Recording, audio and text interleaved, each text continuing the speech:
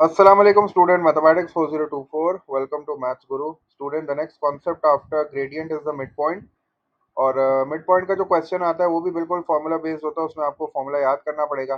तो formula of mid point थोड़ा सा चेंज है क्योंकि इसमें कॉमा आ रहा होता है बीच में। तो ये कॉमा जो है वो इस वजह से आ रहा है क्योंकि मिड पॉइंट का जो आंसर आता है वो कोऑर्डिनेट की फॉर्म में आता है। पहले हमेशा एक्स की वैल्यू आएगी फिर वाई की वैल्यू आएगी, तो इसी वजह से बीच में कॉमा आता है क्योंकि ये एक ऑर्डर्ड पेयर है। तो ऑर्डर्ड पेयर में आपको पता है बीच में कॉमा आता है। तो इसका आंसर हमेशा इसी तरह आता है, तो इसी वजह से जो है वो फॉर्मूला में भी हमने कॉमा लगाना पड़ता है। तो इसका फॉर्मूला जो है उसमें in order to get the value of x, x की वैल्यू के लिए हम क्या करते हैं, जो हमारे पास कोऑर्डिनेट्स होते हैं उनकी एक्स वैल्यूज को ऐड करके टू से डिवाइड कर देते हैं। और वाई के लिए जो है हम वाई की वैल्यूज को ऐड करके टू से डिवाइड कर देते हैं। तो फॉर्मूला हमारे पास कुछ इस तरह होता है, x one plus x two divide by two comma y one plus y two divided by two. हमारे पास एक क्वेश्चन है, जल्दी से उसको भी देख लेते हैं, बड़ा आसान सा कॉन्सेप्ट है। हमारे पास क्वेश्चन में वी हैव टू पॉइंट्स, हमारे पास दो कोऑर्डिनेट्स हैं ए और बी। ए की वैल्यूज हैं 4 और 1, बी की वैल्यूज हैं 10 और 5। हमसे कह रहा है find out the mid point of line A B. ठीक है, अब ए और बी कोऑर्डिनेट को जब ज्वाइन किया तो एक लाइन बन गई। हमसे कह रहा है कि भाई ए बी जो लाइन बन रही है इसके मिड पॉइंट्स निकालो।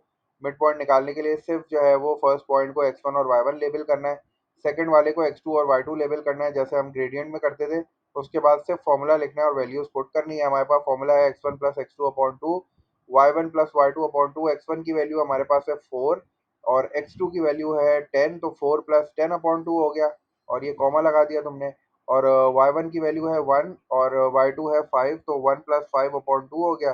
4 plus 10 is 14, 14 divided by to 7 आ गया, आपने 7 लिख दिया। और 1 प्लस 5 जो है वो 6 हो गया, और 6 को जब आप 2 से डिवाइड करोगे तो 3 आ जाएगा। तो हमारा जो मिड पॉइंट आ गया दैट इज 7 और 3।